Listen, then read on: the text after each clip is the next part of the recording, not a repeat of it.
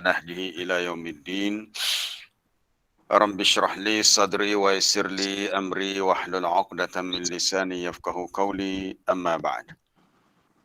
Para jemaah, sahabat-sahabat, pendengar-pendengar yang dikasihi, hari ini hari Ahad, 11 Julai 2021 bersamaan 1 Zulhijjah 1442 Hijriah. Hari ini kita dah masuk bulan Zulhijjah ataupun hari pertama 10 hari terawal bulan Zulhijjah, mana berbaki 10 hari lagi kita akan menyambut Aidul Adha.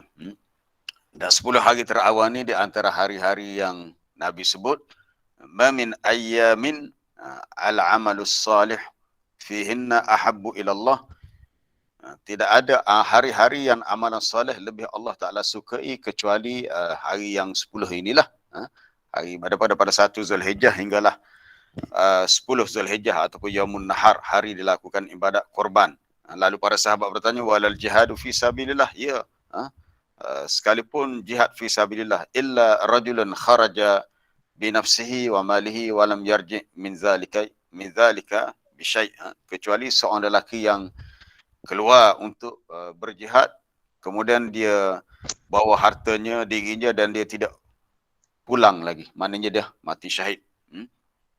Jadi kita gunakan peluang yang ada ini untuk kita memperbanyakkan amalan soleh, apa-apa sahajalah, sama ada salat ke, sedekah ke, ataupun puasa sunat, bacaan Quran, atau majlis-majlis ilmu yang kita boleh adakan dengan cara sebegini dalam tempoh perintah kawalan pergerakan. Jadi kita boleh teruskan dengan cara sebegini. Baik para jemaah yang dirahmati Allah, untuk hari ini kita nak sambung kembali ayat 17 dan ayat 18 hari ini, sebagai kira bahagian ketiga lah. Bahagian pertama tu kemarin bahagian yang kedua tentang khasaf, bagaimana Allah Ta'ala membinasakan manusia yang sombong angkuh itu dengan cara dibenamkan dalam tanah. Hari ini cerita tentang angin.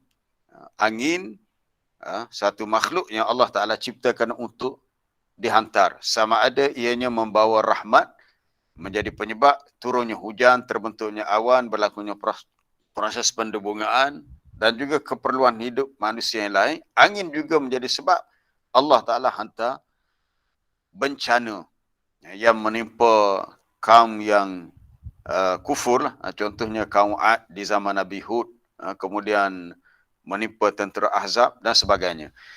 Jadi untuk ayat yang dipilih hari ini, ayat 17 dan ayat 18. A'udzu billahi minasy syaithanir rajim. Am amintum man fis samaa'i an yursila 'alaikum hasiba fasata'lamuna kaifa nadhir. وَلَقَدْ كَذَّبَ الَّذِينَ مِنْ قَبْلِهِمْ فَكَيْفَ كَانَ نَكِيرٌ. Am amintum man fis sama', adakah patut kamu merasa aman, yakni tidak takut terhadap dia, yakni Allah yang di langit ataupun yang berkuasa di langit, bahawa dia boleh menghantar kepada kamu hasiban, angin ribut yang membawa batu. Hasiban maknanya rihan. Rih tahmilul hijarah, angin yang membawa batu. Maknanya angin yang sangat kuat. Kita boleh panggil sebagai angin ribut taufan ataupun angin puting beliung. Maka nanti kamu akan tahu bagaimana buruknya kesan amaranku itu. Dan sesungguhnya orang-orang yang sebelum mereka telah mendustakan para rasul, telah mendustakan sebelum mereka. Ini sebelum orang-orang kafir di Mekah bertindak mendustakan seruan dakwah Nabi SAW, orang-orang kafir zaman dahulu juga telah mengambil sikap dan tindakan yang sama. Mereka telah mendustakan para rasul yang diutuskan kepada mereka. Fakaifa kana nakir, maka lihatlah bagaimana buruknya kesan kemurkaanku. Para jemaah yang dirahmati Allah, kita nak lihat hari ini tentang ceritanya tentang angin. Kisahnya tentang hebatnya makhluk yang bernama angin yang Allah Ta'ala hantar. Iaitu yang pertama kita nak rujuk, kita nak bahagikan kepada beberapa segmen tentang angin ni kepada 4. Pertamanya, angin sebagai salah satu tanda kekuasaan Allah. Angin bukan berlaku secara automatik, ya, bukan nature. Kita orang yang beriman tidak sama dengan orang-orang yang tak ada iman. Orang yang tak ada iman, bila angin bertiup, maka dia merasakan itu satu fenomena alam semula jadi. Ataupun menganggap perkara yang biasa berlaku dalam kehidupan kita. Tetapi orang-orang beriman, bagi mereka setiap apa yang berlaku, sama ada dalam kehidupan ataupun di alam ini, semuanya tak terlepas daripada kekuasaan Allah. Termasuklah itu kejadian angin yang bertiup. Sama ada angin itu lembut, angin itu keras, angin itu kuat. Semuanya adalah sebahagian daripada tanda-tanda kekuasaan Allah. Jadi untuk cerita tentang angin ini sangat banyak ayat-ayat dalam Quran yang kita boleh rujuk. Antaranya dalam surah Ar-Rum ayat 46, muka surat 409. Surah Ar-Rum muka surat 409. Pada ayat 46 yang berbunyi, wa min ayatihi an yursilar riyah mubashshiratin waliyudhiqakum mir rahmatih. Di antara tanda kekuasaan Allah, dia menghantar kepada kamu ar-riyah. Ar-riyah tu dalam bentuk jamak, dia mufrad dia ar-rih, dihantar angin sebagai mubasyirat, pembawa khabar gembira. Maksud khabar gembira ialah petanda akan turunnya hujan. Kalau angin tu bertiup kuat, mungkin tak lama lagi akan turunnya hujan, sebab angin yang menjadi ejen utama terbentuknya awan melalui proses penyejatan wap-wap air di atas muka bumi, khususnya kawasan laut lah. Kawasan laut, sungai, kawasan yang banyak air, berlaku proses penyejatan. Angin yang memainkan peranan naiknya bukharul ma'. Dalam bahasa Arab sebut bukharul ma', itu wap-wap air naik membentuk awan. Satu kelompok awan hinggalah awan itu banyak, dan awan itu sebenarnya bergerak kerana ditiup oleh angin. Tapi disebabkan awan itu ringan, awan itu tidak berat, ringan, wap air itu tak jatuh sebab ditiup oleh angin. Jadi mana angin dapat menolak awan dan dapat melawan graviti. Macam musim kalau berangin, ada orang kita suka main layang-layang. Jadi layang-layang ni hanya dapat diterbangkan bila ada angin. Kalau tak ada angin, tak naik tu. Jadi angin yang menyebabkan tu tak jatuh walaupun ditarik oleh graviti, sebab dia sentiasa bertiup. Jadi ruang udara atas, kita duduk di permukaan bumi ni bukannya ada sama-sama angin, bukannya selalu ada, bukannya sentiasa ada, kadang-kadang ada, kadang-kadang tak ada. Tapi kalau di atas sebenarnya angin kuat. Angin memang kuat di atas. Angin bergerak dengan kuat. Jadi pertama sebagai mubasyirat, pembawa khabar gembira. Yang kedua, waliyudhiqakum mir rahmatih, untuk dia rasakan kepada kamu sedikit daripada rahmatnya. Rahmat itu kebaikan yang dibawa oleh angin. Selain daripada hujan, angin juga memainkan peranan berlakunya proses talqih. Nanti kita akan lihat lepas ni. Talqih iaitu proses pendebungan. Ini sesuatu yang sangat menakjubkan kita lah.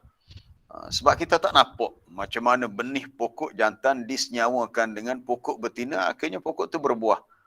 Jadi pokok ni pun berpasangan, ya, kena ingat. Pokok ni tidak satu, bukan manusia sahaja.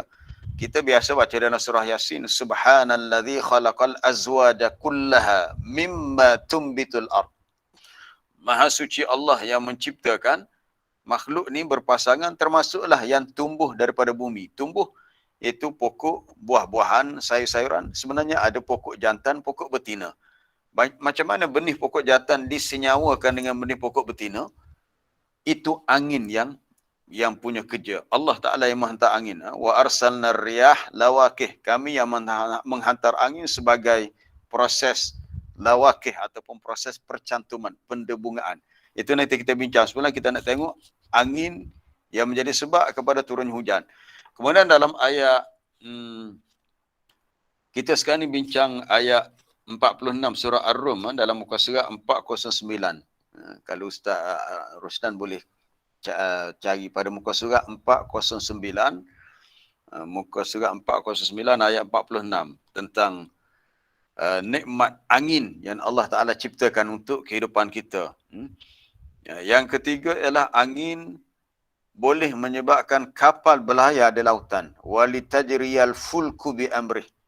Maka dia dapat menggerakkan, menjalankan al-fulku maknanya kapal dengan perintahnya. Sebab zaman dahulu kapal tak ada enjin. Kalau kita baca dalam sejarah manusia, kapal pertama yang besar yang ada enjin, Titanic lah. Kapal Titanic awal kurun ke-20. Tapi akhirnya tenggelam dalam laut juga Titanic. Dulu kapal tak ada enjin, hanya bergantung kepada angin. Dibina layar yang besar, maka angin tu akan tolak.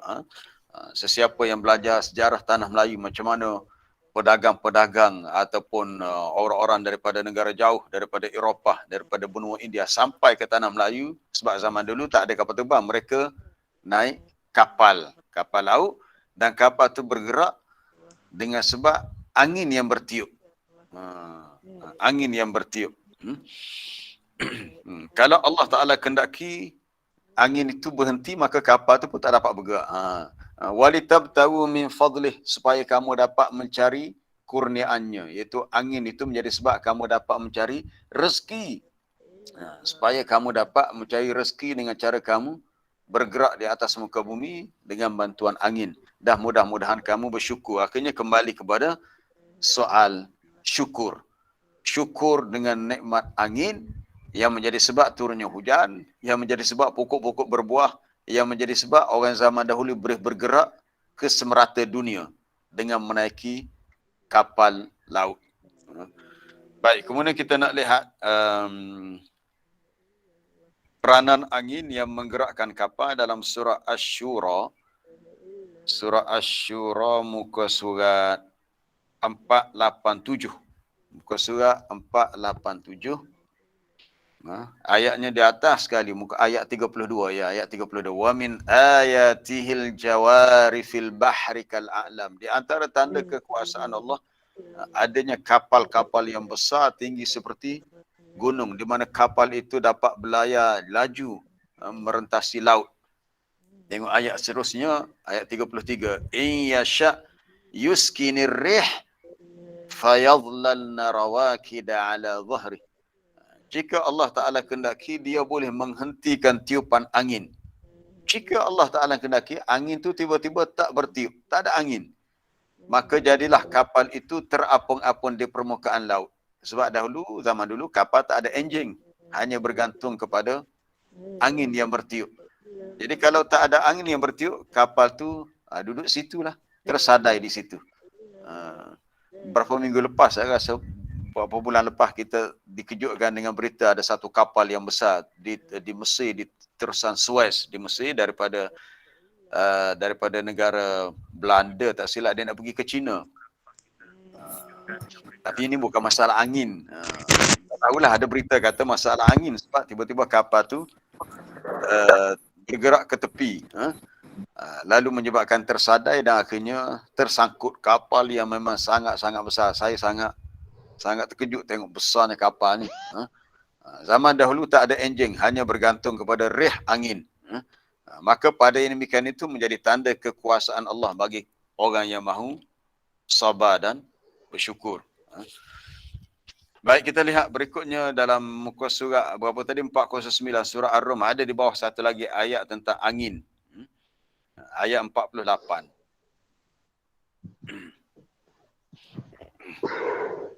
Allahul ladzi yursilur riyah. Allahul ladzi yursilur riyah, ayat 48 di bawah lagi. Allah Ta'ala dialah yang menghantar angin, yang menyebabkan adanya angin, Lalu angin itu fatuthiru sahaban, lalu dia menggerakkan awan. Tuthiru dalam bahasa Arab, tuthiru mana menggerakkan daripada arah yang pelbagai. Maknanya angin tu kadang-kadang dia mari daripada arah sebelah timur. Kemudian datang pula sebelah barat. Jadi apabila terbentuknya awan, awan tu bergerak. Jadi kalau angin tu bertiup daripada timur, mana awan tu ke arah barat. Tiba-tiba datang pula angin daripada sebelah utara, menolak awan itu ke sebelah selatan. Jadi awan tu sentiasa dalam keadaan tak menentu. Macam orang main bola di padang bola lah. Sekedar bola tu ditendang ke tepi. Datang pemain lain tendang ke tengah. Belum sampai ke tengah, tendang hujung sana, hujung sini. Macam itulah pergerakan awan di langit mengikut arah tiupan angin. Fatuthiru sahaban. Fayabsutuhu fis sama'. Kemudian Allah Ta'ala jadikan awan itu terbentang, tersebar di langit. Maknanya ada di mana-mana tempat di ruang udara. Kemudian dijadikan awan itu kisafan, dalam bentuk kelompok-kelompok. Orang Kelantan kata setopok-setopok. Situ ada setopok awan. Hal ini ada setumpuk. Ada satu kelompok awan. Kemudian awan sesama awan itu pula bergabung. Berlakunya telkih. Percantuman antara awan dengan awan. Bila dah cukup berat kapasiti air dalam awan dan dia tak mampu lagi nak menanggung jumlah air yang banyak, ditarik oleh graviti, maka berlakulah hujan. Subhanallah. Kadang-kadang bila musim kemarau pernah berlaku di tempat kita, hujan tak turun. Menyebabkan takungan air tak mencukupi di kawasan-kawasan tadahan air. Terpaksa pula kita bersusah payah buat pembenihan awan. Melibatkan jumlah belanja yang besar. Kena sewa kapal terbang yang kecil untuk dibuat proses pembenihan awan supaya turunnya hujan. Ini pun juga berlaku di negara luar. Maknanya nak beritahu besarnya nikmat angin itu yang Allah Ta'ala ciptakan menjadi sebab turunnya hujan. Lalu kamu lihat al-wadqa. Al-wadqa maknanya hujan. Al-matar. Al-wadqa maknanya al-matar, hujan. Yakhruju min khilalih, keluar daripada celah-celah air. Apa yang menakjubkan kita apabila turunnya hujan, walaupun air hujan ni sebenarnya banyak mari daripada laut. Air laut ni masin. Tetapi ketika wap-wap air daripada laut naik ke atas, membentuk awan, hilang sifat masin tu, ke mana perginya?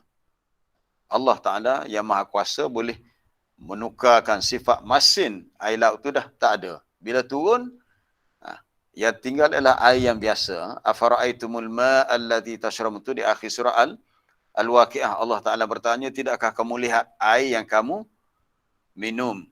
Adakah kamu antum anzaltumuhu minal muzni am nahnul munzilun? Adakah kamu yang menurunkan daripada awan atau kami yang menurunkannya? Dalam suratul Waqi'ah, muka surat 536. Muka surat 536.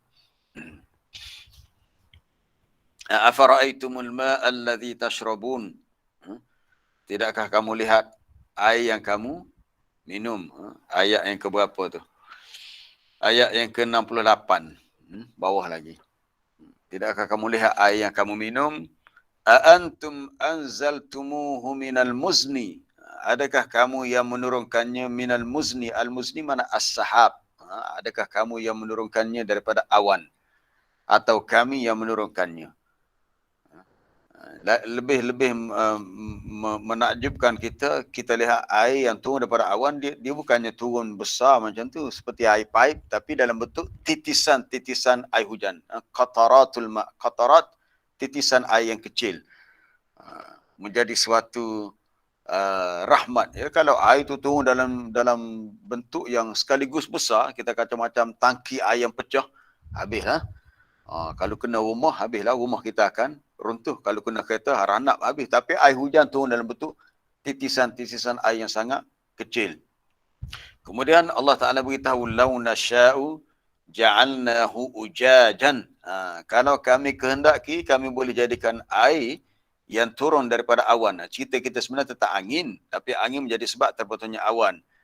Kemudian turunnya hujan. Kalau kami kehendaki, kami boleh jadikan dia masin. Kenapa pula masin? Sebab asalnya air yang turun daripada awan tu puncanya daripada laut. Laut adalah kawasan permukaan bumi yang paling luas air, sumber air. Kalau tasik kecil, kalau sungai pun kecil, luas adalah laut. Jadi kebanyakan air yang membentuk awan ada daripada laut. Tetapi bila turun hujan, tak ada pula air hujan terjadi masin. Falaula tashkurun, kenapakah kamu tak mahu bersyukur? Baik, para jemaah yang dirahmati Allah, kita nak pergi pada segmen yang kedua. Angin sebagai suatu cara Allah menghancurkan kaum yang kufur. Nah, kita nak masuk tajuk kita yang sebenar. Sebab kita nak tadabbur kalimah hasiban dalam surah Al-Mulk itu ayat 17. Angin sebagai satu cara Allah Ta'ala menghancurkan umat terdahulu. Jadi ayat yang kita nak rujuk ialah dalam surah Al-Ankabut ayat 38 muka surat 400. Muka surat 400 bermula ayat 38. Wa'adan wa samuda. Muka surat 400. Di bawah sekali, bawah muka surat 400 ayat 38, bawah muka surat tu. Wa'adan wa samuda wa qad tabayyana lakum. Dan ingatlah bagaimana Allah Taala binasakan kaum Ad. Kaum Ad dibinasakan dengan angin yang bertiup selama seminggu. Nanti kita akan baca kisah tu di awal surah Al-Haqqah nanti. Wa'adan, kemudian kaum Samud yang dimusnahkan dengan berlakunya gegaran dan suara tempikan yang kuat. Sesungguhnya telah nyata kepada kamu daripada tempat-tempat kediaman mereka. Sebab sebahagian tempat kediaman itu masih boleh dilihat. Kalau kita baca dalam tafsir, kaum Ad di suatu wilayah disebut Al-Ahqaf. Al-Ahqaf ni dia tak jauh daripada, Ibn Katsir kata tak jauh daripada wilayah Hadramaut di Yaman. Itu kaum Ad di situ. Ataupun disebut Al-Ahqaf dalam surah Al-Ahqaf. Manakala kaum Samud di Hijr, Ashabul Hijr. Hijr ni satu kawasan kampung di Wadi Al-Qura. Wadi Al-Qura 400 km di utara Madinah, jalan menuju ke Tabuk. Itu perkampungan kaum Samud. Sesiapa yang pergi kedua tempat ni, kesannya masih ada. Itu yang sebab tu dalam Quran sebut waqad tabayyana lakum mim masakinihim. Nyata bagi kamu akan tempat-tempat kediaman mereka. Yang ini perkara tu dah diketahui, orang Arab tahu. Kaum Samud tempatnya di Hijr, iaitu satu kawasan di Wadil Qura. Kaum Ad pula di Al-Ahqaf, wilayah yang dekat dengan Hadramaut. Wa zayyana lahumus syaitanu a'malahum. Syaitan telah menghiaskan amalan buruk mereka dan menghalang mereka daripada jalan yang benar. Padahal mereka itu bukan golongan yang bodoh. Wa kanu mustamsirin. Mustamsir mana mereka ni orang-orang yang cerdik sebenarnya. Orang yang cerdik, yang bijak, yang bertamadun dalam kehidupan. Tetapi dari sudut yang lain mereka ni orang yang bodoh. Cerdik dari sudut keduniaan. Tapi dari sudut yang lain mereka jadi bodoh sebab mereka sombong. Akhirnya mereka menolak dakwah Rasul. Baik, kita lihat muka surat berikutnya. Muka surat 401. Wa Qaruna Fir'auna wa Haman. Muncul balik kisah Qarun. Mari kita dah baca kisah Qarun. Qarun, Fir'aun dan Haman.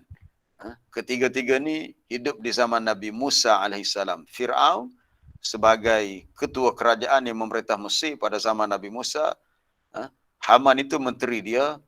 Qarun tu salah seorang yang kaya dalam masyarakat tu, yang sangat-sangat kaya. Sesungguhnya telah datang kepada mereka Musa, Nabi Musa, dengan membawa bayinat, keterangan yang jelas, yakni mukjizat. Tetapi fastakbaru fil ardi, mereka telah bersikap sombong, membesarkan diri, dan mereka ini wama kanu sabiqin, mereka tak dapat melepaskan diri daripada azab Allah. Lihat ayat selepasnya yang 40, fakullan akhadna bidzambih, maka setiap satu di antara mereka telah kami hukum dengan sebab dosa mereka. Hukum ini kami binasakan mereka sebab dosa yang mereka lakukan. Tetapi cara hukuman itu berbeza. Faminhum man arsalna alaihi hasiban. Sekali lagi kita bertemu dengan perkataan hasiban. Kalimah hasiban. Ada di antara mereka yang kami hantar kepada mereka dengan angin ribut yang menghujani dengan batu. Mereka dihujani dengan batu. Maknanya angin yang sangat kuat. Kita boleh bayangkan macam angin ribut taufan yang berlaku zaman sekarang lah. Bila berlaku ribut yang sangat kuat, dia akan berlaku bersama dengannya hujan. Bukan setakat angin saja, tapi hujan. Itu hasiban, adanya objek-objek yang besar. Batu, kayu diterbangkan, itu hasiban. Ini berlaku kepada kaum Ad. Okey, yang kedua, wa minhum man akhadathu as-sayhah. Ada di antara mereka yang dihukum ataupun dibinasakan dengan cara sayhah, bunyi suara tempikan yang kuat sehingga berlakunya gempa ataupun gegaran. Ini berlaku kepada kaum Samud. Kaum Samud berlakunya sayhah, sah daripada saha yasihu, suara laungan yang kuat. As-sayhah ni suara jeritan yang kuat menyebabkan berlakunya ar-rajfah. Rajfah itu gegaran, gempa. Lalu ranaplah bumi perkampungan kaum Samud. Kemudian wa minhum man khasafna. Khasaf ni kita dah bicara dah kemarin dalam kisah Qarun. Ada di antara mereka yang kami tenggelamkan dalam tanah. Tenggelam itu timbus, dimendapkan mereka dalam tanah. Itu berlaku kepada Qarun bersama dengan harta bendanya. Ataupun berlaku kepada orang-orang yang takabur, yang sombong, yang Nabi cerita dalam hadis, akhirnya mereka mati ditelan oleh bumi, tertimbus. Dan akhir sekali, wa minhum man aghraqna. Ada di antara mereka yang kami binasakan dengan cara ditenggelamkan dalam laut. Ini berlaku kepada Fir'aun dan tentera-tenteranya. Ketika mereka mengejar Nabi Musa AS dan Bani Israel, maka ialah bila sampai di tengah laut, Nabi Musa dah selamat, dah sampai ke seberang sana. Fir'aun dan bala tenteranya masih di tengah laut. Akhirnya laut itu bercantum, tenggelamlah mereka dengan cara sebegitu. Jadi salah satunya ialah dihantar hasiban, angin yang membawa ketulan-ketulan batu. Secara khusus kita lihat untuk kaum Ad. Nah, dalam surah Fussilat, kemudian disebut juga dalam surah Al-Ahqaf. Dalam surah Fussilat, ayat yang ke-13, muka surah 478. Muka surah 478. Surah Fussilat ni ada kisah di sebaliknya, bukan sebab nuzul. Suatu hari Nabi SAW didatangi oleh Utbah bin Rabi'ah. Ini salah seorang pembesar Quraisy yang kuat melawan Nabi. Bukan dia seorang lah, orang lain pun. Akhirnya orang-orang Quraisy minta Utbah bin Rabi'ah jumpa Nabi untuk suruh Nabi hentikan dakwah. Jangan berdakwah lagi. Dan banyaklah yang dia cakap ni. Akhirnya Nabi kata, dah habis kamu nak cakap? Okey, dah habis dah. Nabi pun terus baca ayat daripada awal surah Fussilat sampailah kepada ayat yang cerita tentang kebinasaan yang menimpa kaum Ad, kaum Samud. Tu sampai kepada ayat 13. Fa in a'radu, maka jika mereka berpaling, engkar, tidak mahu terima seruan dakwahmu ya Muhammad, fakul, maka katakan kepada mereka, anzartukum, aku nak ingatkan kamu. Anzartukum, aku nak beri amaran kepada kamu dengan sa'iqah. Sa'iqah iaitu sa'iqah iaitu dalam bentuk bunyi suara yang kuat, gempa yang kuat, yang berbentuk petir. Sa'iqah ni dia berlaku pada biasanya hari hujan. Tapi berlakunya ia kerana ada kaitan dengan angin yang bertiup.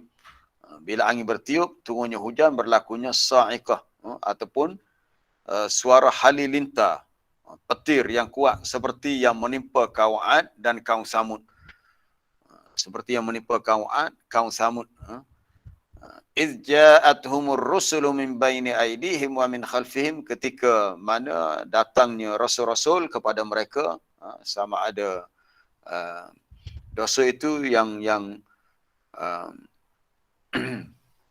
memberi penjelasan mengenai kehidupan hidup mereka di dunia di akhirat, sambil berkata, alla ta'budu illallah, janganlah kamu sembah kecuali kamu hanya sembah Allah, beribadat hanya kepada Allah, itu sahaja kamu perlu lakukan, kamu tidak boleh beribadat kepada yang lain.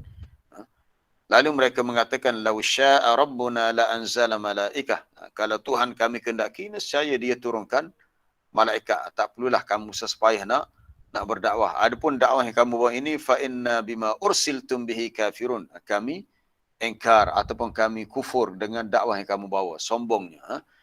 Kita lihat ayat 15. Fa amma 'adun, maka adapun kaum 'Ad, fastakbaru fil ardi, mereka telah bersikap sombong takabur di atas muka bumi. Maka dengan semua mereka berkata, man asyaddu minna quwwah, siapa yang lebih kuat daripada kami. Kalau semalam kita baca kisah Qarun, sombong sebab harta banyak. Sombong sebab harta banyak. Hari ini kaum 'Ad sombong dengan sebab dia rasa dia kuat. Memang kuat pun. Memang kuat. Kaum 'Ad ni memang kuat. Kalau kita baca dalam surah Asy-Syu'ara, Allah Ta'ala menggambarkan mereka ni, wa idza batashtum jabbarin.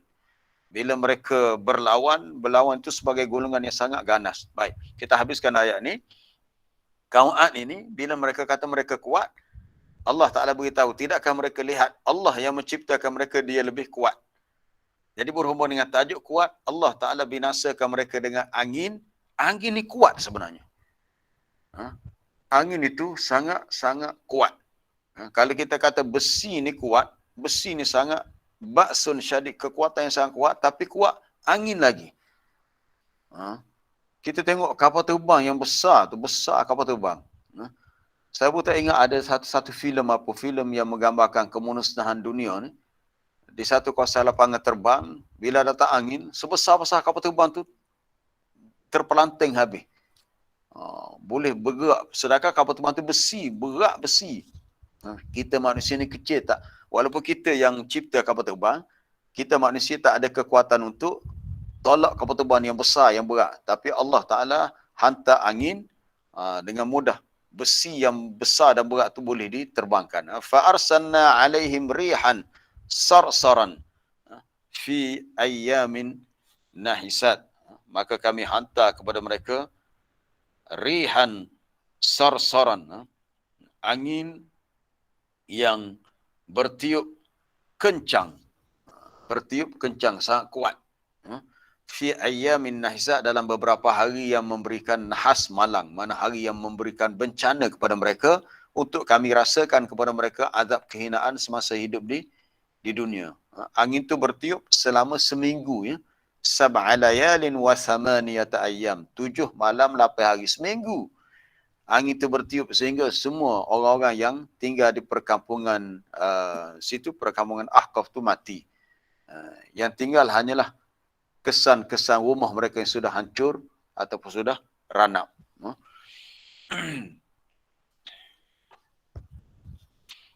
Para jemaah yang dirahmati Allah, pada zaman Nabi SAW berlaku satu peperangan pada tahun 5 Hijrah, peperangan Ahzab.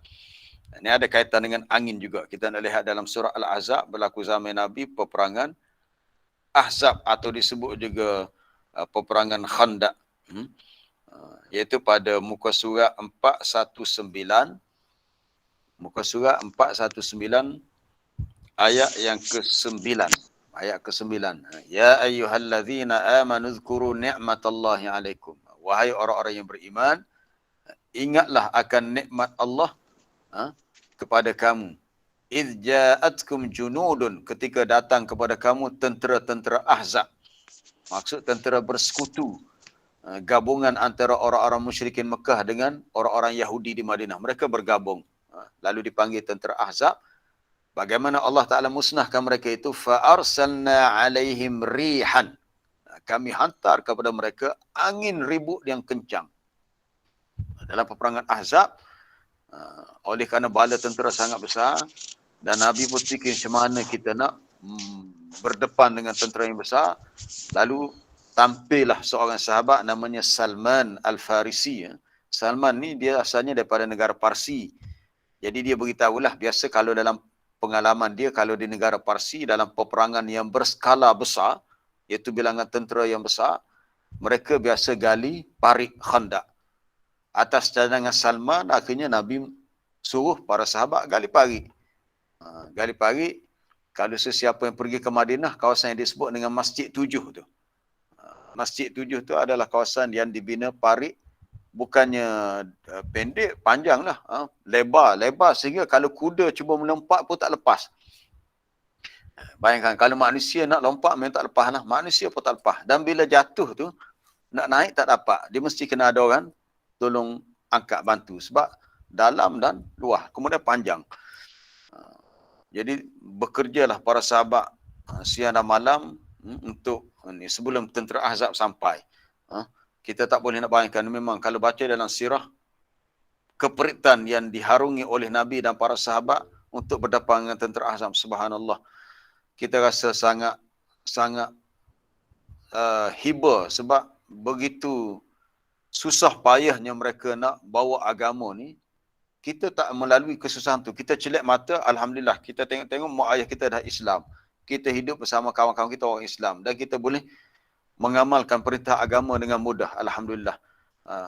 Sampai tak cukup makanan sebab keadaan masa tu macam tu. Sehingga Nabi terpaksa ikat perutnya dengan batu untuk mengurangkan lapar. Itu dalam peperangan Ahzab.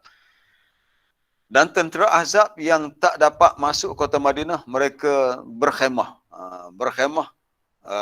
Cuma tak pasti berapa hari mereka berkhemah. Kemudian datangnya angin. Bila datang angin, kawasan padang pasir ni bila angin, habislah debu dengan pasir. Habis pasir, debu masuk dalam mulut mereka, dalam lubang hidung, dalam telinga. Akhirnya mereka terpaksa berpatah lari. Dengan sebab angin yang sangat kuat. Dan Allah Ta'ala hantar juga wajunu dalam tarauha, tentera-tentera malaikat yang kamu tidak melihatnya. Junud, tentera yang kamu tak dapat melihatnya. Sahabat pun tak nampak, orang kafir lebih-lebih lagi. Tentera itu adalah para malaikat. Jadi salah satu cara Allah Ta'ala binasakan manusia yang kufur dengan angin, berlaku kepada kaum Ad, berlaku kepada tentera Ahzab. Para jemaah yang dirahmati Allah, angin sebagai ejen yang membantu berlakunya hujan tu dah disebut tadi. Angin sebagai ejen berlakunya proses pendebungaan tu kita boleh rujuk dalam surah Al-Hijr. Sesiapa yang meminati dunia agriculture, dunia botani, pertanian, suka tanam pokok bunga, suka tanam sayur-sayur, suka tanam pokok-pokok buah, menarik untuk kita tadabbur ayat ini dalam surah Al-Hijr, muka surat 263. Muka surat 263, itu pada ayat yang ke-22. Wa arsalna riyah, dan kami hantarkan angin. Angin itu sebagai pembawa air dan pemindah benih. Pemindah benih itu bahasa Arab panggil talqih. Berlakunya proses pendebungaan. Proses pendebungaan iaitu benih pokok jantan disenyawakan dengan benih pokok betina. Pernah berlaku zaman Nabi bila satu ketika Nabi lihat para sahabat, dia ambil benih pokok jantan, dia ambil mana ditabur pada benih pokok betina. Nabi kata, tak payahlah kamu buat begini sebab dah diketahui itu peranan angin. Tapi sebenarnya para sahabat buat tu atas pengalaman mereka. Kalau buat begitu, pokok kurma tu akan berbuah dengan lebih lebat. Jadi para sahabat ni salah faham. Dia ingatkan apa yang Nabi sebut tu satu wahyu. Jadi mereka pun tak buatlah. Lepas tu bila tak buat, jadi pokok hasil berikutnya tak banyak. Jadi Nabi kata, sebenarnya aku beritahu ni hanya berdasarkan pendapat aku, bukannya berdasarkan wahyu. Adapun kamu dalam urusan pertanian, antum a'lamu bi amri dunyakum. Kamu lebih tahu tentang urusan dunia kamu. Maksudnya dalam urusan pertanian. Jadi kalau nak ambil benih pokok jantan secara manual lah, angin itu secara automatik Allah Ta'ala yang dah hantar angin. Secara manual itu diharuskan, boleh. Jadi angin main peranan, menyebabkan berlakunya pendebungaan, akhirnya pokok itu berbuah dan kita pula dapat menikmatinya, alhamdulillah. Ini satu rahmat. Yang disebut dalam ayat tu dengan lawakih. Kemudian diturunkan hujan. Hujan tu kita dah sebut sebelum ni. Kemudian kita nak lihat sedikit angin dan kisah Nabi Sulaiman. Ini satu-satunya Nabi dan Rasul yang diberi kuasa dapat menundukkan angin. Angin itu berada di pada kekuasaannya itu Nabi Sulaiman AS. Kisahnya dalam surah Al-Anbiya ayat 81, muka surat 328. Muka surat 328. Bawah sekali tu. Wali Sulaiman ar-rih. Bawah muka surat tu.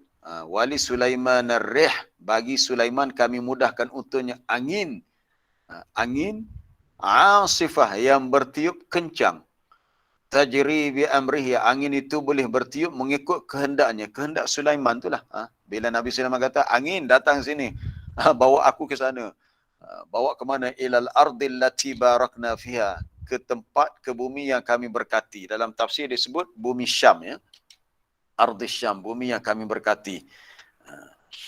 Jadi Nabi Sulaiman, menarik bila saya baca dalam tafsir Ibn Katsir ayat ni, ada satu riwayat menyebut daripada Ibn Abi Hatim,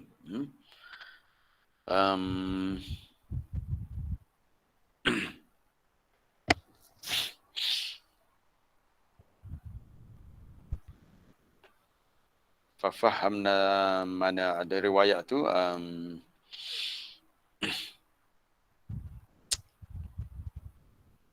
panjang juga kisah dia ni. Tak jumpa dah mana kisah dia. Riwayat Ibn Abi Hatim, Allah Akbar, mana ya? Bawah sekali, bawah. Tak jumpa pula dah.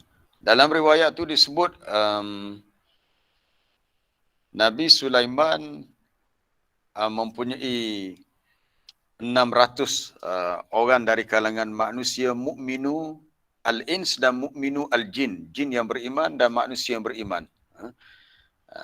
Lalu bawa kerusi 600, jadi 600 orang duduk di kerusi itu, 600 jin duduk di kerusi, kemudian mereka dinaungi dengan di burung yang terbang.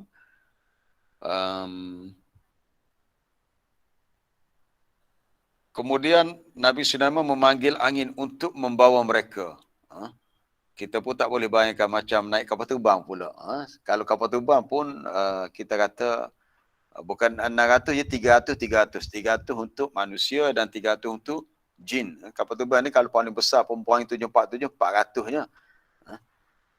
Nabi Sulaiman ada 600 kerusi, 300 untuk manusia dan 300 untuk jin.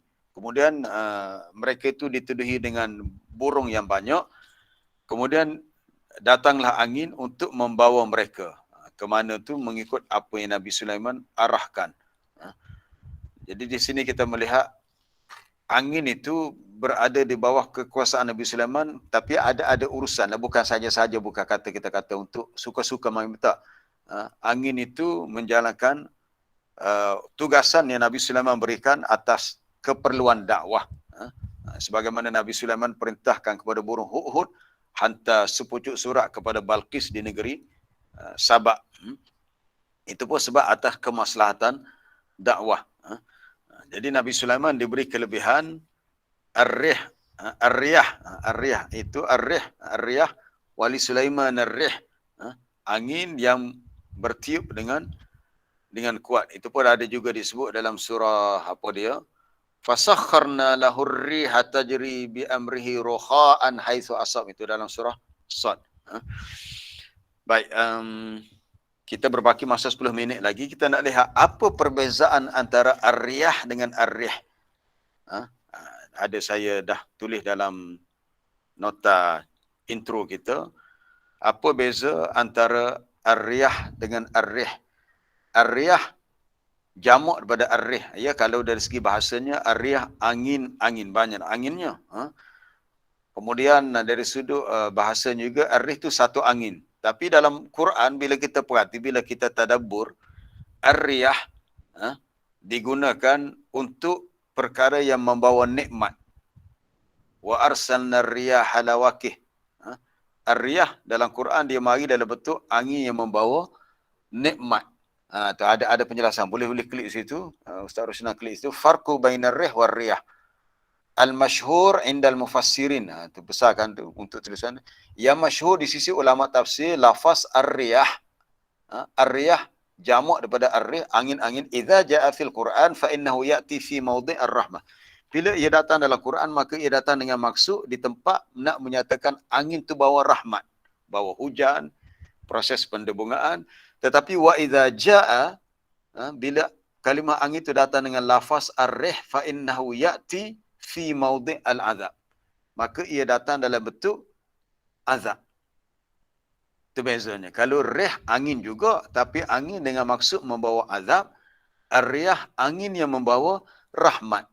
Jadi wa'allalu dhalik, mereka membuat suatu illah, membuat satu alasan yang mereka boleh faham. Rih al-azab, rih angin yang membawa azab tu syadidah, sangat kuat, sangat keras, multaimah, dipenuhi dengan al-ajza', macam-macam bentuk. Macam contoh kita kata angin taufan, angin puting beliung, angin apa lagi, macam-macam jenis angin. Seolah-olah angin itu jismun wahid, seperti satu jisim, satu benda. Adapun angin yang membawa rahmat, angin ini layinah, angin yang lembut. Angin yang lembut, lepas tu manfaat dia pelbagai. Dengan hujannya, dengan proses pendebuannya. Angin yang menyebabkan kain yang kita jemur kering. Kadang-kadang kan kita jemur kain, kalau udara tu redup, udara teduh, udara tak berangin, lambat kering kain kita. Kecuali kalau di rumah kita ada dryer, pengering kain.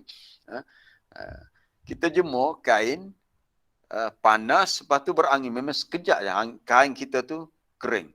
Jemurlah cadar kau, kain selimut tebal, sebentar aja kering. Sebab udara panas, berangin. Maknanya proses penyejatan wap air dalam kain kita tu cepat hilang. Di sini ada tajuk tentang al-farqu bainar rih war riyah fil Quran. Imam pula ada Syekh Muhammad Mutawalli Sya'rawi, ni seorang tokoh besar ulama di Mesir. Sya'rawi ada yuwaddih maklumat, menjelaskan maklumat, dan ada gambar pula di situ. Gambar ketika berlakunya ribut taufan. Na'udzubillah, kita tengok rasa takut bila datangnya angin yang kuat, bom-bom rumah tercabut. Kadang-kadang objek-objek seperti kayu, batu, bom-bom rumah berterbangan, ada yang mati sebagainya. Lebih menakutkan lagi kalau air laut pula sampai melimpah-limpah. Jadi kalau kita perhati tengok, ar-riyah dalam Quran disebut 10 kali, tetapi ar-rih yang membawa maksud azab itu disebut 18 kali dalam Quran. Ni ada suatu kajian yang dibuat, dia bilang pula satu-satu. Ar-riyah dengan maksud membawa rahmat disebut sebanyak 10 marrat, 10 kali, fi 10 mawadhi' mukhtalifah, dalam 10 tempat yang berbeza dalam Quran. Adapun rih disebut sebanyak 18 marrah, 18 kali, iaitu sebanyak 17 tempat, dan diulang 2 kali dalam surah Yunus. Dalam surah Yunus tu boleh baca ceritanya, Allah Ta'ala cerita tentang kapal yang berlayar. Tu saya tak sempat nak bawa surah Yunus. Kapal yang berlayar dulu, orang berlayar dan kapal, tiba-tiba datangnya angin yang kencang, ombak yang besar, lalu mereka berdoa dengan ikhlas kepada Allah, minta supaya diselamatkan. Dan akhirnya kita nak tengok doa yang kita akhiri dengan doa yang kita nak belajar hari ini berkenaan dengan tajuk angin. Malam tadi pun saya dah post dalam grup kita doa dalam riwayat Imam Muslim. Doa ni sebenarnya kalau dalam riwayat lain di awalnya ada disebut, Nabi kata la tasubbu ar-rih, jangan kamu mencela angin. Hadis ni pada Aisyah radhiyallahu anha dan beberapa sahabat lain. Bila angin bertiup kencang, Nabi pesan, Nabi kata la tasubbu ar-rih. La tasubbu ar-rih, jangan kamu mencela angin. Maksudnya jangan cerca, jangan maki. Kita ni kalau angin lembut, kita kata angin yang bertiup sepoi-sepoi bahasa. Kita fahamlah sepoi-sepoi bahasa. Kita sekarang ni musim PKP, tak boleh kadang-kadang nak pergi ambil angin tepi pantai. Kita pergi tepi pantai ambil angin sedapnya, berangin sedapnya, tengok angin ya. Kita kata angin yang bertiup sepoi-sepoi bahasa. Tiba-tiba angin datang, angin yang kuat. Siapa apa dia? Pasir-pasir, debu-debu, kita pun nak marah. Kita kata angin ni bukan sepoi-sepoi, angin ni tak erti bahasa sungguh. Tak boleh. Tak boleh. Tadi angin sepoi-sepoi bahasa, sekarang dah tukar kepada angin tak erti bahasa. Kita tak boleh nak mencerca, nak memaki angin. Sebab apa? Sebab angin itu ada dalam riwayat lain sebut, boleh klik yang di situ, la fa'innaha min, tu yang ketiga, yang satu, dua, bawah lagi, sikit lagi. Satu lagi, rah. la tasub fa innaha min rauhillah. Jangan kamu cela angin, Nabi kata. Kerana angin itu adalah daripada rahmat Allah. Ianya ta'ti birrahmah wa ta'ti bil azab. Ini riwayat daripada Abu Zar, tak silap. Tadi daripada Aisyah. La tasubbur rih, jangan kamu cela angin, jangan cerca, jangan maki angin. Fa idza ra'aitum ma takrahum, bila kamu melihat apa yang kamu tak sukai, contohnya angin menyebabkan kain baju kita jatuh, tu silap kita. Kalau jemur kain, belilah klip tu, pengepit kain tu supaya kain tu tak jatuh. Sebab kalau kain yang nipis biasanya angin datang jatuhlah. Tapi katakanlah, ni doa Nabi ajar, Allahumma inna nas'aluka min khairi hadhihi. Ni lafaz ni lain sikit dengan riwayat Aisyah. Yang saya postkan malam tu riwayat Aisyah daripada Sahih Muslim. Ni riwayat daripada Abu Zar. Bukan Abu Hurairah, maaf. Daripada Abu Hurairah. Ya Allah, sesungguhnya aku meminta kepada kamu daripada kebaikan angin ini. Wa min khairi. Bila ada min khairi lah, jadi majrurun bil kasrah. Maka selepas tu wa khairi juga ada jadi maktuf, ada waw ataf di itu. Tapi tak apalah, tak ada baris. Yang kita boleh cari teks yang ada baris lah. Wa khairi ma fiha, dan juga kebaikan yang ada pada angin. Wa khairi ma umirat bihi, dan kebaikan yang diperintahkan pada angin itu. Kemudian wa na'udzubika, aku berlindung denganmu ya Allah, min syarri hadhihi ar-rih, daripada keburukan angin ini. Angin ini dia panggil, kalau dalam bahasa Arab, muannas majazi. Maka dia tak sebut hadzal rih, hadhihi rih. Wa syarri ma fiha, min, daripada keburukan angin dan keburukan yang ada padanya. Wa syarri ma umirat bihi, dan keburukan yang diperintahkan padanya. Ini hadis riwayat At-Tirmizi. Baik. Kemudian kita nak rujuk kepada riwayat yang disebut oleh Aisyah dalam dikemukakan Imam Muslim dalam sahihnya. Allahumma inni as'aluka khairaha. Ya Allah, aku meminta kepadamu kebaikan pada angin. Wa khaira ma fiha. Yang saya postkan malam tadi tu, pada poster doa tu ada silap. Dia tulis wa khairi, ra bawah tu silap. Dah Ustaz Arif dah betulkan malam tadi. As'aluka khairaha wa khaira ma fiha. Sebab dia jadi ma'tuf kerana ada waw ataf itu. Jadi, ya Allah, aku meminta kepada kamu khairaha. Khairaha, kebaikannya. Di situ dia jadi jadi maf'ulun bih. Khairaha jadi maf'ulun bih, bagi hatah lah. Jadi wa khaira pun kena bagi hatah juga, sebab dia ada waw ataf, iaitu ma'tuf. Dan kebaikan yang ada padanya. Wa khaira ma ursilat bihi, dan kebaikan yang dihantar padanya. Wa a'udzubika. Dalam riwayat Abu Hurairah tadi, na'udzu. Riwayat Aisyah, a'udzu. Dan aku berlindung denganmu daripada keburukan yang dibawa oleh angin ini. Keburukan itu seperti angin yang terlalu kuat, menyebabkan menyebabkan bumbung rumah tercabut contohnya, ataupun pokok tumbang. Ini pernah berlaku biasa tempat kita, pokok-pokok yang besar pun boleh tumbang. Takut kita tengok sampai akar pokok tu dah keluar. Orang Kelantan kata bokeh.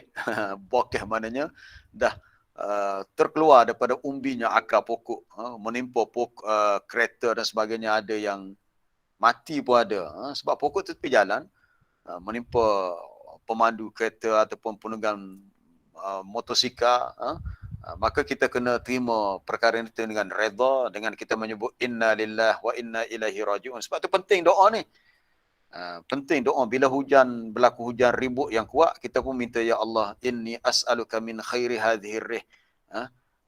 Kemudian kita minta kepada Allah, a'udzubika min syarri hadhihi rih wa ma fiha, ataupun wa syarri ma ursilat bihi. Minta Allah Taala jaga kita daripada segala keburukan akibat angin yang bertiup. Kita minta kebaikan sahaja dan kita berlindung daripada keburukan yang timbul daripadanya. Jadi cukuplah untuk perbincangan kita tentang ayat hari ini, itu tajuk kita tentang angin. Kemarin tentang khasaf, hari ini tentang angin. Jadi saya buka untuk persoalan, kita dah 7.30. Ada soalan ke?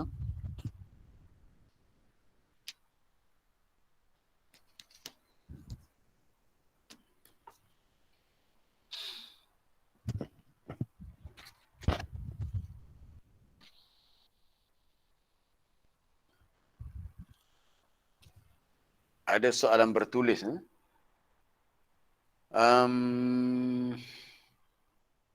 Ada beberapa terma lain dalam Quran menerangkan tentang angin. Ya, betul. Seperti Az-Zariyat itu pun angin juga. Mursalat, Al-Asifat. Ar-Rih dah disebut tadi, itu perbezaan pengguna dalam Quran. Bukan dari sudut bahasa antara jamak dengan mufrad. Dari sudut penggunaan dalam Quran, Ar-Rih lebih kepada angin yang membawa azab. Ar-Riyah angin yang membawa rahmat. Tadi pun Ustaz Rusdan dah paparkan satu artikel yang ada kaitan dengan kuliah Syekh Mutawalli Sya'rawi tentang perbezaan antara keduanya. Dan betul dalam Quran ada surah-surah yang dikaitkan dengan angin seperti Wadh-Dhariyati Dharwa, Wal Mursalati Urfa, itu ada kaitan dengan angin. Al-Asifat, angin-angin yang kencang. Itu saja soalan bertulis. Soalan lisan tak ada hari ni. Assalamualaikum Ustaz. Ya, salam. Siapa ni? Saya ni Syukri, Mak Syukri. Ya, Ustaz Syukri. Nak tanya satu, masa pasal kelajuan angin dengan kelajuan jin, pergerakan dia tu. Tadi Ustaz bawa cerita Nabi Sulaiman letak kursi. Ya. Untuk manusia dengan jin tu nak arahkan angin bergerak tu tak? Saya nak tahu mana laju pergerakan angin dengan jin tu. Antara keduanya. Gitu. Secara dalilnya saya pun tak tahu jugalah, tak jumpa juga. Cuma secara secara ukuran yang kita lihat asal jin ni daripada api. Daripada api, dia bukan cahaya macam malaikat. Malaikat daripada cahaya, maka dia lebih laju daripada bunyi ataupun daripada angin. Tapi jin daripada api. Maka kita boleh mengukur dengan asal kejadiannya, adakah api lebih cepat daripada angin? Saya faham angin lebih cepat. Saya faham angin lebih cepat daripada api tadi, pergerakan api. Api pun cepat juga. Kalau kita tengok api yang menyala, dia boleh bergerak dengan begitu cepat kalau dia menyambar objek yang mudah menyala. Seperti ada minyak yang tumpah, gas, cepat juga. Tapi rasanya angin lebih cepat. Allah Ta'ala boleh ubah kekuatan angin, kelajuannya dengan kehendaknya. Sebab tu angin tu tidak sama.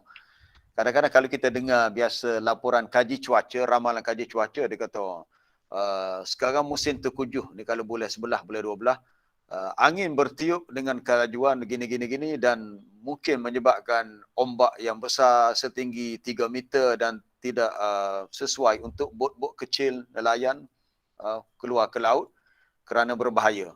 Angin dia menyebabkan berlakunya ombak yang besar.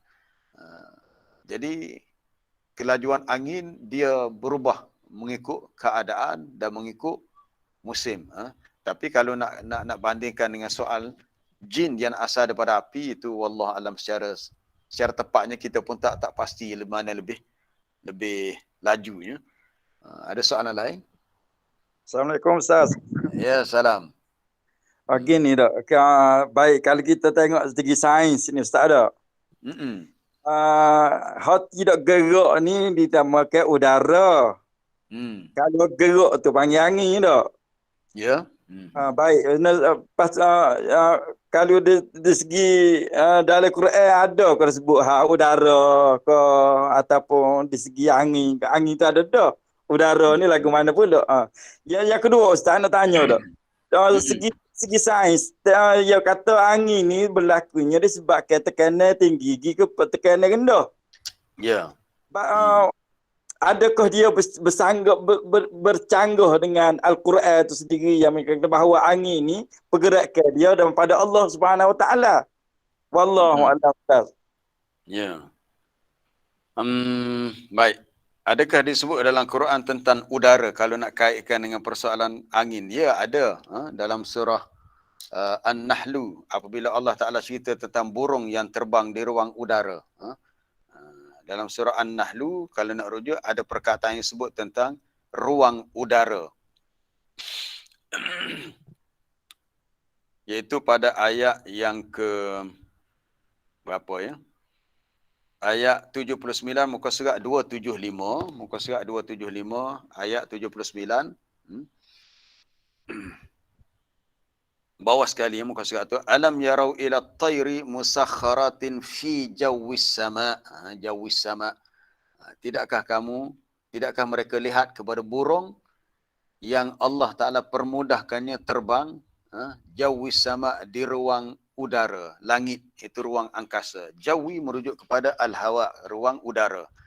Ruang udara yang kita tahu ruang udara sana memang ada angin. Cuma angin tu kadar kelajuan tu kita tak tahulah kuat setara mana, tapi memang ada angin, ruang udara. Dari segi perbezaan tekanan, kajian ini ilmu fizik, ilmu sains, dari segi ilmu fizik, tempat yang bila tekanan udara itu tinggi, anginnya kurang.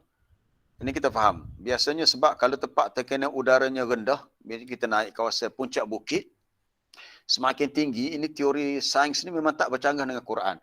Bila kita naik ke tempat yang tinggi, bangunan yang tinggi, atas bukit, atas gunung, kita akan rasa sejuk. Sebab tekanan udara rendah dan angin lebih kuat. Kalau kita duduk tempat tinggi, kita akan rasa lebih kuat tiupan angin berbanding dengan tempat. Jadi memang ada kaitan antara kawasan angin yang kuat dengan tekanan udara rendah dan tinggi.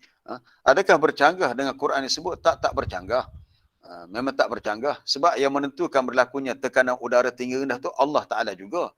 Dan Allah Ta'ala juga menjadikan bertiupnya angin itu dengan kekuasaannya. Yang mana apabila angin itu dihantar, cuma kita tak tahu bagaimana bermulanya punca angin. Punca ni kita tak boleh nak fikir. Semuanya datang daripada Allah. Kalau kita nak fikir tentang punca, kita kata macam api, Allah Ta'ala ciptakan api. Macam mana bila kita buka dapur, kita guna mancis, keluar api. Api ni satu makhluk Allah Ta'ala ciptakan. Macam bumi. Bumi ni besar. Daripada mana Allah Ta'ala ambil tanah yang begitu banyak sehingga terbentuk planet bumi. Itu kita tak boleh nak fikir. Kita fikir macam mana Allah Ta'ala ciptakan air. Kita hanya belajar sains yang tahu air ni adalah sebatian antara gas hidrogen oksigen. Itu ilmu sains. Antara O dengan H, hidrogen oksigen. Terbentuknya air. Tapi apakah bahan awal yang Allah Ta'ala gunakan untuk ciptakan hidrogen oksigen? Itu kita tak boleh nak fikir. Sebab ciptaan Allah semudah innama amruhu idza arada syai'an an yaqula lahu kun fayakun. Kun fayakun. Sains mengatakan bila ruang udara itu rendah tekanannya, maka dia sejuk dan angin bertiup, ada angin. Tapi tempat yang tekanan udara tinggi, kurang angin dan terasa panas. Kalau nak buat perbandingan, kata adakah bercanggah? Saya tidak melihat ianya bercanggah. Cuma kalau kita lihat bercanggah itu mungkin sebab kita kekurangan ilmu untuk faham perkara ni. Sebenarnya tidak tetap bercanggah sebab semuanya masih tertakluk di bawah kekuasaan Allah yang menentukan. Cuma kita melihat angin ni satu makhluk yang ianya wujud tapi kita tak nampak. Kita hanya boleh rasa. Bila kita berada tempat berangin, kita rasa sejuk, nyaman. Kemudian rambut kita bergerak, kain bergerak. Kita tengok daun kayu bergerak. Kita kata itu tandanya angin bertiup. Angin bertiup, kita tak nampak angin tapi kita nampak daun yang bergerak menunjukkan adanya angin. Dan kita boleh rasa. Ianya satu makhluk yang wujud. Macam bayang juga. Allah Ta'ala bercerita tentang bayang dalam surah An-Nahlu. Bayang ni satu makhluk yang Allah Ta'ala ciptakan. Sekalipun tak ada objek di sebalik cahaya tu, ya Allah Ta'ala boleh ciptakan bayang. Tapi secara teori sains, bayang tu hanya berlaku apabila ada satu objek yang menghalang pergerakan cahaya. Kita panas, tiba-tiba ada awan atas kepala kita. Maka terbentuknya bayang, teduh, tempat teduh. Sebab apa? Sebab cahaya matahari dihalang oleh awan. Itu teori saintifik begitulah. Tapi di sisi Allah Ta'ala, awan pula ada. Bayang itu satu makhluk yang, nak cerita macam mana ya? Satu makhluk yang Allah Ta'ala ciptakan. Kalau kita kata angin tadi, atas teori udara tekanannya rendah, tinggi, itu atas kajian yang manusia buat. Tapi hakikatnya semuanya datang daripada Allah Subhanahu Wa Taala. Assalamualaikum Ustaz. Ya, salam. Dah, apa ni dah betul dah sebut dah ni kan. Apa dia? Api ni kan. Antum ansya'tum syajarataha am nahnul musyi'un tu. Surah Waqiah. Al-Waqiah. Ha, ya. Ustaz kata tadi daripada tak ada jadi ada. Jadi api ni asal tak ada, lepas tu jadi ada. Antum antum syajarat. Apa makna syajarah situ? Sebab gini, dalam suratul Waqiah, ya zaman dahulu dia tak ada guna apa dia minyak tanah ataupun guna gas, guna mancis. Orang zaman dulu dia nyalakan api, dia menggunakan proses, dia gosok bahan-bahan yang mudah terbakar macam guna kayu yang kering, kemudian letakkan daun-daun kering, nyalalah. Maka Allah Taala bertanya, afara'aitumul ma'a allazi tashrabun? Afara'aitumun nar allati turun? Dalam suratul Waqiah. Tidakkah kamu lihat api yang kamu nyalakan? Antum ansya'tum syajaratah? Adakah kamu yang menjadikan pokoknya, pokok yang kamu nyalakan api itu? Kenapa disebut pokok? Sebenarnya dalam kayu yang kering itu ada api. Sebenarnya dalam kayu itu ada api. Kalau nak lihat dalam suratul Waqiah, surah Waqiah ni di akhir juzuk yang ke 27. Muka surat berapa ayat tu? Muka surat 536. Muka surat 536. Allah Ta'ala tanya, adakah kamu yang menjadikan pokok tu tumbuh atau kami yang menjadi? Kenapa dikaitkan dengan pokok? Sebab dalam pokok ada api. Okey, mana api yang duduk dalam pokok, dalam ranting kayu, dalam batai kayu tu? Api tu datang daripada matahari. Macam mana pula tenaga api daripada matahari masuk dalam pokok? Iaitu melalui proses fotosintesis. Apabila bahan hijau dalam daun, ya kalau kita belajar sains, bahan hijau itu disebut dengan klorofil. Bahan hijau itu klorofil. Dengan kuasa Allah, bahan hijau dalam daun, iaitu klorofil, membuat proses fotosintesis makanan dengan bantuan air, cahaya, udara. Akhirnya pokok itu boleh hidup dan membesar. Maka salah satu bahan yang diperlukan oleh pokok untuk menjayakan proses fotosintesis ialah cahaya. Dia perlukan cahaya. Lebih-lebih lagi cahaya matahari. Sebab tu kita tengok pokok, berapa tahun pokok tu duduk berjemur tengah panas. Pokok rambutan, pokok durian. Kita manusia kalau setiap hari berjemur tengah panas begitu, tiap-tiap hari berjemur, berjam-jam, mati kita. Hangus kita. Tapi pokok tak mati. Sebab apa? Sebab cahaya matahari itu menjadi sebab pokok tu boleh hidup. Dia menggunakan cahaya matahari untuk meneruskan kelangsungan hidupnya melalui proses fotosintesis. Dia perlukan cahaya, perlukan air, perlukan udara dan adanya bahan klorofil, bahan hijau dalam daun. Akhirnya api itu disimpan dalam kayu. Bila kayu itu dah kering, kita tebang kayu itu. Bila kita nyalakan api dengan mudah, ranting kayu yang kering itu dapat menyala. Daun-daun yang kering dapat menyala. Rupanya dalam itu ada api. Apa dalilnya? Tengok di ayat di akhir surah Yasin. Biasa kita baca surah Yasin, kita lupa nak tadabbur ayat ni. Kita baca je Yasin. Kadang-kadang orang kita ni biasanya malam Jumaat lah. Kita baca. Tak salah nak baca bila-bila pun malam Jumaat. Tapi kita lupa untuk tadabbur ayat ni. Apabila orang-orang kafir di Mekah, seperti Al-Wa'il bin Al-Asi bin Wa'il, meragui adanya kehidupan selepas kematian, maka beritahu kepada mereka, Allah Ta'ala berkuasa untuk menghidupkan orang yang telah mati. Muka surat akhir sekali, ya Ustaz Rosdan, muka surat akhir sekali, muka surat 445. Akhir surah Yasin. Itu pada ayat yang ke-80. Allah Ta'ala beritahu di antara tanda kiamat ialah allazi ja'ala lakum minasyajaril akhdari naran. Dialah Tuhan yang menjadikan api. Api ni boleh kita dapati daripada pohon-pohon yang hijau. Rupanya dalam batang kayu, dalam pokok tu ada api. Api tu mari mana? Macam tadilah, mari proses fotosintesis ketika pokok tu membuat makanan dengan menggunakan cahaya matahari. Maka faiza antum minhu tuqidun, tiba-tiba kamu dapat nyalakan api daripada pokok tu. Itu yang disebut dalam surah Waqiah tadi. Ada kaitan antara surah Waqiah dengan surah Yasin. Jadi salah satu tanda kiamat ialah Allah Ta'ala menjadikan adanya api dalam pokok yang kita boleh nyalakan untuk kegunaan kita. Sekarang ni orang tak perasan lah sebab mereka dah guna gas, guna bahan-bahan nyalaan yang lebih cepat. Dulu terpaksa guna kayu api. Jadi kayu api ni satu bahan yang mudah menyala. Ya, di dunia lah. Di dunia. Tapi kalau kita guna batu, kita guna pasir, pasir tak menyala. Kalau kita bawa, kita nyalakan api mancis, kita Kelantan kata cucuh api. Cucuh api itu pada batu, pada apa dia lagi, pada tiang konkrit, memang tak menyala. Tapi kalau kayu menyala. Kayu menyala. Kalau daun kayu menyala. Sebab dalam tu sebenarnya ada api, bahan api yang tersimpan. Itu yang Allah Ta'ala nak ceritakan. Dialah yang menciptakan adanya api dalam bahan yang disebut kayu api tu. Sebab tu maka kita sebut hatab. Hatab tu kayu api. Wallahu alam. Itu untuk soalan yang terakhir tadi. Kita boleh mutilah setakat ni. Rasa tak ada dah. InsyaAllah kalau ada soalan bermakik boleh hantar secara soalan bertulis. InsyaAllah itu saja untuk kita hari ini. Esok kita nak masuk tajuk lain pula tentang burung pula. Hari ini tentang angin, esok kita tentang burung. Burung yang terbang. Assalamualaikum Ustaz.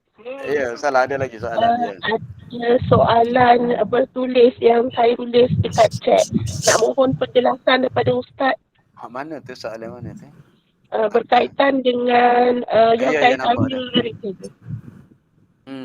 Saya agak keliru dan mohon pencerahan dari Ustaz. Kenapakah ada sesuatu keburukan kita lakukan boleh menjejaskan kebaikan yang lain? Contohnya, apa dia contohnya? Seorang yang mengambil imam pada satu kaum yang tidak disukai oleh suatu kaum. Orang kita tahu hadis tu, ya hadis yang mana? Rajulun amma qauman wa hum lahu karihun. Sebenarnya dalam syarah hadis itu ulama sebut maksud imam yang tak disuka itu dalam urusan keduniaan, bukan dalam urusan agama. Kalau ada sesuatu yang tak disukai, maka hukumnya adalah makruh. Kita solat tu tak sah. Tapi kesannya kepada imam tu kemungkinan solatnya tak diterima satu, ataupun solatnya diterima tapi pahalanya kurang. Itu uturan ulama. Dan ada pendapat lain mengatakan rajulun yang dimaksudkan di sini bukan merujuk kepada imam tu sahaja, tetapi merujuk kepada pemimpin. Pemimpin yang dibenci oleh rakyatnya atas kesalahan kerana apa dia, tindakan-tindakan yang tertentu. Maka kalau dia jadi imam, maka begitulah. Bukan saja imam dalam solat, imam sebagai pemimpin pun maka akan memberi kesan kepada penerimaan solat itu di sisi Allah. Jadi kalau seorang itu mengambil imam pada satu kaum yang tidak disukai oleh kaum itu, bagaimana pula kaitan dengan ayat 7 surah Az-Zalzalah. Ayat 7, faman ya'mal mithqala dzarratin khairan yarah. Sebenarnya hadis ni berkenaan dengan kita dengan orang lain, ya. Adapun kebaikan itu kebaikan yang kita buat secara amalan personal. Amalan personal, itu amalan itu hadis ni berbicara tentang kaitan antara kita dengan orang lain. Sama ada tentang soal isteri yang dimarahi oleh suami ataupun perbuatan memutuskan apa tadi silaturrahim. Tapi sebenarnya dalam tajuk imam tadi sepatutnya hendaklah kita ikut kriteria yang disebut oleh Nabi SAW, ya ummul qauma aqra'uhum li kitabillah. Hendaklah mengimamkan satu kaum orang yang paling aqra', yang paling baik bacaan Qurannya. Kita bimbang kalau imam tu paling baik, okeylah, tiba-tiba orang tak suka pada dia pula. Kena tengok tak suka tu atas faktor apa dia? Faktor agama atau faktor dunia? Faktor agama atau faktor dunia? Itu kena ambil kira dua-dua lah. Faktor dunia apa dia? Faktor agama apa dia? Baik, kita berhenti setakat tu, masa kita pun dah lewat, dah 7.50 insyaAllah. Ustaz, minta maaf Ustaz ya. Tapi dalam surah Al-Zalzal tu, ayat 7 tu, dia menjelaskan setiap zarah kebaikan yang kita buat, maksudnya akan diberi ganjaran oleh Allah. Tapi kenapa pula ada amalan baik kita yang daripada hadis tu menjejaskan amalan baik kita. Itu yang saya tak faham tu. Lepas tu yang kedua Ustaz, berkaitan dengan silaturahim, jika sekiranya kita dah cuba buat baik pada orang tu, kita dah pergi buat baik dengan dia tapi dia tak nak terima, adakah kita perlu berkali-kali pergi lagi sampai kita rasa maruah kita tercabar? Minta penjelasan Ustaz. Okey, terima kasih. Puan Maimunah ni dari mana? Saya pun tak tahu asal dari mana ni. Daripada Selangor, ya? Saya daripada Selangor dan saya seorang guru, Ustaz. Ya. Terima kasih. Jadi sebenarnya ayat tu secara umum, ayat tu ayat faman ya'mal mithqala dzarratin khairan yarah. Sesiapa yang buat kebaikan maka akan diperlihatkan kebaikan kepadanya. Itu secara umum. Maka secara umum tu dia meliputi semua kebaikan. Cuma apa yang hadis tu cerita tu, itu yang apa yang bersifat secara khusus. Jadi khusus tu dia ada bahagian-bahagian yang tertentu. Kebaikan tu akan kita lihat. Kemudian tengoklah kalau ada keburukan yang menyebabkan terjejas kebaikan, ia memberi kesan. Kalau tak semua pun ada sebahagian terjejas. Contoh lain Nabi sebut, kalau sesiapa yang pergi berjumpa dengan tukang tilik nasib, arrafan, tukang tilik nasib ni macam bomoh yang boleh buat ramalan apa yang berlaku masa depan, yang boleh tilik nasib, salah tu. Dari Islam salah, tak boleh kita jumpa bomoh yang macam ni. Bukan bomoh nak merawat penyakit, tapi nak membuat ramalan-ramalan. Kalau kita jumpa, Nabi kata tak diterima solat 40 hari. Lam tuqbal lahu salatun arba'ina. Tak diterima solat. Jadi kesilapan kita jumpa bomoh tadi menyebabkan solat kita tak diterima. Jadi yang ayat faman ya'mal mithqala dzarratin khair itu secara umum begitu. Jadi bila berlaku kepincangan atas keburukan sesetengah amalan kita lain menyebabkan merosakkan apa-apa kebaikan kita tadi. Soal kebaikan yang kita buat diperlihatkan kalau tak dijejaskan oleh apa-apa keburukan, itu umum. Baik dalam bab silaturrahim. Kalau kita nak teruskan hubungan silaturrahim dengan orang yang nak memutuskannya, itu sesuatu yang sangat baik. Kita cuba terus. Ada seorang lelaki ni, ada hadis ni di mana seorang lelaki, kalau Ustaz Rusdan boleh type, seorang lelaki tu datang mengadu kepada Nabi. Dia kata, inna li qarabah, aku mempunyai kaum kerabat. Inna li qarabah, kaum kerabat yang uhsinu ilaihim wa yusi'una ilaiha. Inna li qarabatan, aku mempunyai kaum kerabat ahli keluarga yang aku berbuat baik kepada mereka, tetapi mereka berbuat jahat kepadaku, atau mereka tidak berbuat baik kepadaku. Dia kata asiluhum wa yaqta'uni. Inna li qarabah, tu type tu ya. Aku menghubungkan silaturrahim, lelaki itu kata, tetapi mereka memutuskannya. Jadi apa yang perlu kulakukan? Nabi kata, fa'in kunta, sekiranya kamu terus dengan cara sebegini, dengan cara maknanya terus bersabar dengan kerana kaum kerabat kamu yang menyakiti kamu, kamu terus berbuat baik dan menghubungkan silaturrahim, maka seolah-olah faka'annama, ada bawah tu, inna li qarabah asiluhum wa yaqta'uni, klik tu. Nabi kata, maka seolah-olah kamu telah tasuffuhumul malla, kamu menyuapkan kepada mereka pasir yang panas. Maka teruskan bersabar. Kalau kita ada kaum kerabat yang begini tindakannya, tu dia beritahu, inna li qarabah, aku ada kaum kerabat, kaum keluarga yang asiluhum wa yaqta'uni, aku nak hubungkan silaturrahim tetapi mereka nak memutuskannya. Wa uhsinu ilaihim wa yusi'una ilayya, aku suka berbuat baik pada mereka tapi mereka pula yang nak berbuat jahat kepada aku. Wa ahlumu anhum, aku berlembut dengan mereka tapi mereka bertindak jahat kepada aku. Apa jawapan Nabi? Nabi kata, la in kunta kama qulta, kalaulah kamu sebagaimana yang kamu katakan macam ni, faka'annama tusiffuhumul malla, maka kamu seperti menyuapkan pasir yang panas kepada mereka. Kalau bahasa kasar kita kata, dia nak buat buruk kepada kita, kita kata lantak dia lah. Tapi kita tetap berbuat baik. Dia nak putuskan silaturahim, kita tetap berusaha nak menghubungkannya. Walaupun dia kata kita ni muka tak malu, kita ni terhegeh-hegeh, tak apa, kita sabar. Sebab kita tahu menghubungkan silaturahim itu wajib. Wala yazalu ma'aka minallahi zahirun alaihim ma dumta ala dhalik. Hadis yang sahih riwayat Muslim. Nabi kata, sentiasalah Allah Ta'ala bersama dengan kamu, zahir membantu kamu. Allah Ta'ala akan tolong kamu selagi kamu dengan keadaan begitu sabar. Sabar dengan kerana ahli keluarga kamu, kaum kerabat kamu, sanak saudara kamu yang menyakiti kamu. Kita buat baik, mereka buat tak peduli. Kita nak hubungkan silaturahim, mereka tak nak hubungkan. Tak apa, kita bersabar dan kita terus berusaha. Semoga suatu masa nanti hati mereka lembut dan mereka berubah. Jadi kita dah banyak sangat dah lewat ni, dah hampir pukul 8. InsyaAllah kita sambung lain kali. Subhanakallah bihamdika asyhadu an la ilaha illa anta astaghfiruka wa atubu ilaik. Wassallallahu wasallama ala nabiyyina Muhammad wa ala alihi wa sahbihi. Walhamdulillahi rabbil alamin. Assalamualaikum warahmatullahi. Waalaikumsalam. Waalaikumsalam.